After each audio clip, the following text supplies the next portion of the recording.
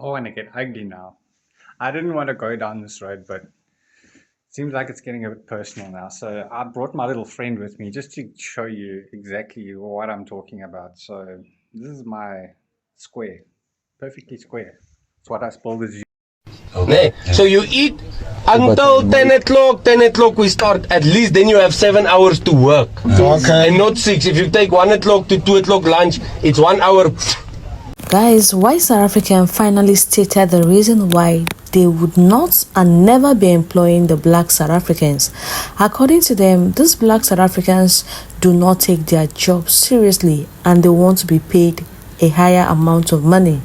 So I'm going to be playing this video of this white South African man. A particular South African man confronted him, telling him that he only employs foreigners, and he made a video stating the reason why he would prefer to employ foreigners than employing South Africans. Please watch from the beginning to the end. Don't forget to hit the like button, subscribe to the channel, and please help me to share this video with your family and friends. Part of the problem. Seems like you know a lot about my company and exactly who I employed and how many people I've employed and what the nationality of all my employees are. I don't know if you own it. It's like a secret auditing company that you've come and audited my company. But if you really did do your homework, you would see that 80% of my employees are South African, are Zulus.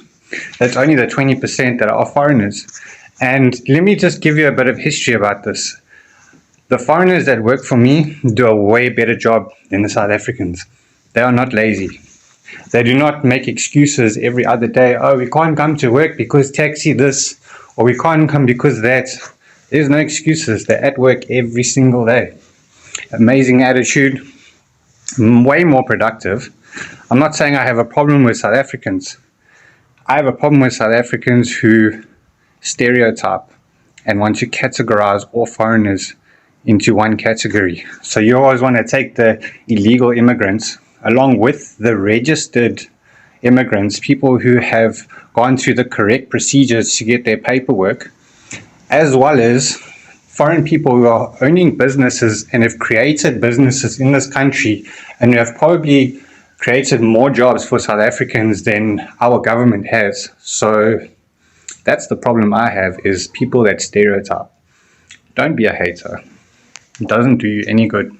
This much and much will also cease to exist very soon. The same way Zandile came out here to resign because there's no organization in that Operation Dudula, Jacinta will also come out here to resign.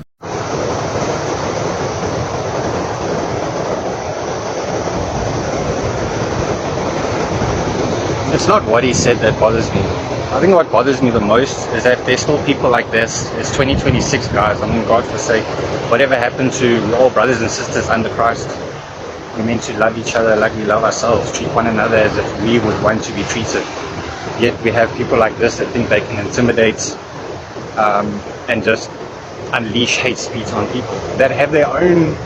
I have my own freedom of speech. I can do what I want. I can say what I want. I mean, honestly, this, I have so many questions. Like, what are you actually referring to? What do you, I'm trying to understand, like, what power do I have as a white person in South Africa in 2026?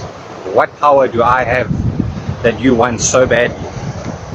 Is it the business that I thought of myself, that I created myself, my own idea, my own sweat and blood and time and effort? Something I didn't take from someone. I didn't come here and take that from anyone. Yes, I understand this country doesn't belong to me. I'm no more welcome in this country than any other foreigner. I get that. I understand that. But at the same time, I never stole anyone's job. I created my own, just like some of the foreigners in this country. So for you to go and say something like that, it just leaves me to wonder, like, what exactly do I have that you want? Do you want my business that badly that you want to take it into your own hands and corrupt it and fuck it up? Just like what our government's trying to do. Is that what you really want? Because if you do, then 100% go for it. I'll just create another one and another one and another one. Doesn't matter. You know what, mates? I'm going to pray for you. I'm going to pray for you. I'm going to pray for your peace. I'm going to pray for peace within yourself. I know it's not easy being a South African. I know that, bro. I know, I feel you. I feel you. At the end of the day, we can't be hating each other. There's only one group that we need to be hating, and it's not us. It's not the foreigners. It's not everyone else. It's the government.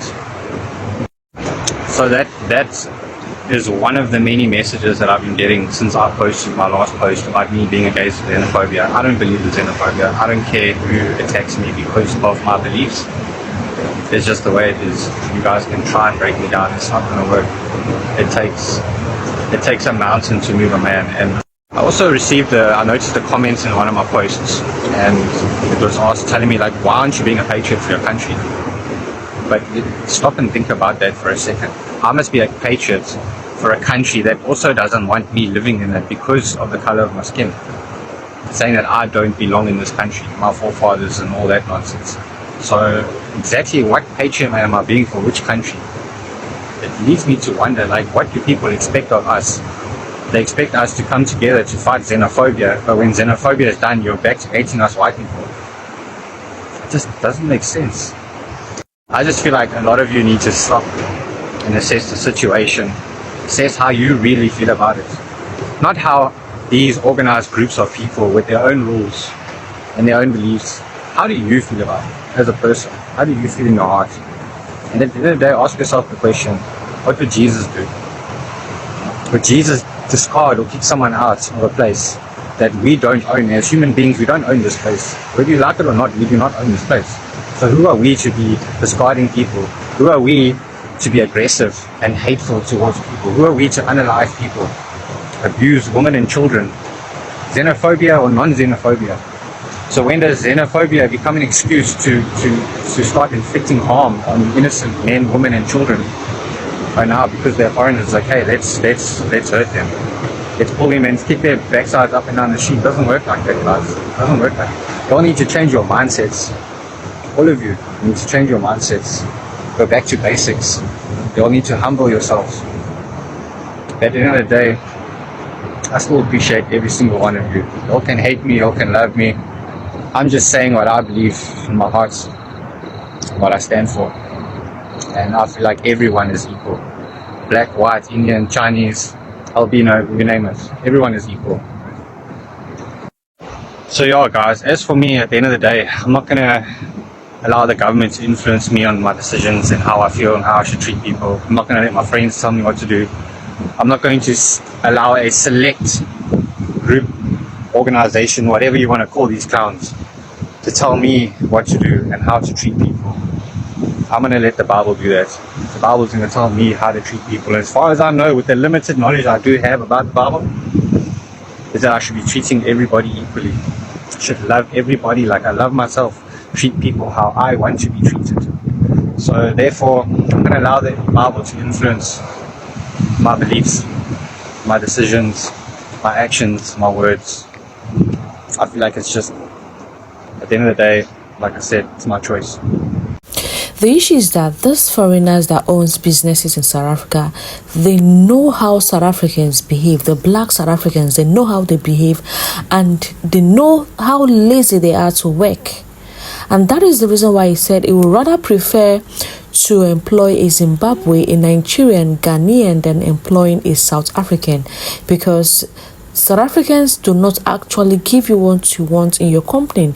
Instead, most of them, complains, or they come up with stories that, I cannot come to work, the bosses cannot go. But when foreigners are working, there is nothing like excuses. Guys, let me know what you think in the comment section, and don't forget to hit the like button and subscribe.